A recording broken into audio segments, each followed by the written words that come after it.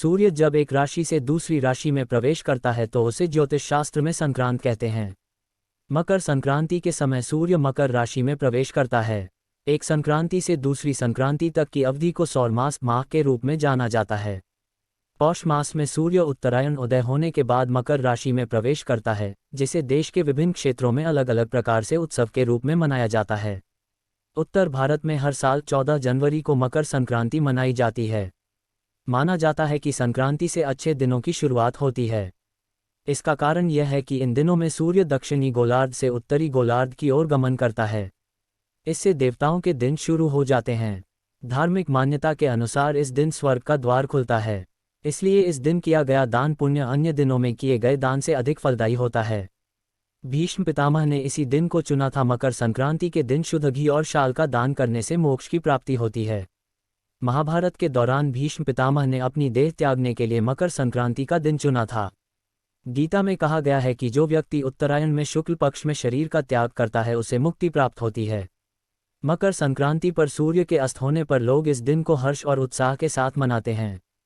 पुराण में मकर संक्रांति की कथा श्रीमद् भागवत और देवी पुराण के अनुसार शनि महाराज की अपने ही पिता से शत्रुता थी, क्योंकि सूर्य भगवान ने सबसे पहले अपनी माता छाया का अपनी दूसरी पत्नी के पुत्र यमराज से भेद किया था। इससे नाराज होकर सूर्य ने संजा और उसके पुत्र शनि को अपने से अलग कर लिया, तो शनि और छाया ने सूर्य देव को कोढ़ का श्राप दे दिया।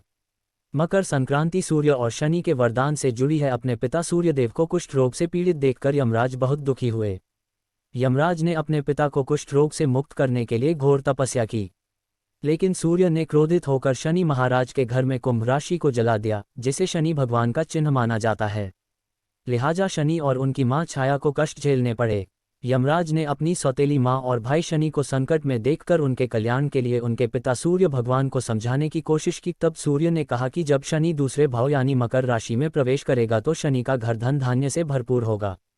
इससे शनि महाराज प्रसन्न हुए और कहा कि जो लोग मकर संक्रांति पर सूर्य देव की पूजा करेंगे उन्हें शनि दशा का कष्ट नहीं उठाना पड़ेगा। मकर संक्रांति के सामाजिक और वैज्ञानिक कारण। मकर संक्रांति का वैज्ञानिक कारण यह है कि सूर्य के अस्त होते ही प्रकृति में परिवर्तन शुरू हो जाता है। सूर्यदेव का उत्तरायण सर्दी से पीड़ित लोगों को सर्दी से निजात दिलाने में मदद करता है। भारत कृषि प्रधान देश है। यहाँ त्योहारी सीजन कृषि पर निर्भर है। मकर संक्रांति ऐसे समय में पड़ती है जब किसान रबी सीजन की बुवाई के बाद मक्का, गन्ना, मूंगफली, उड़द की खरीफ सीजन की फसल घर लाते हैं।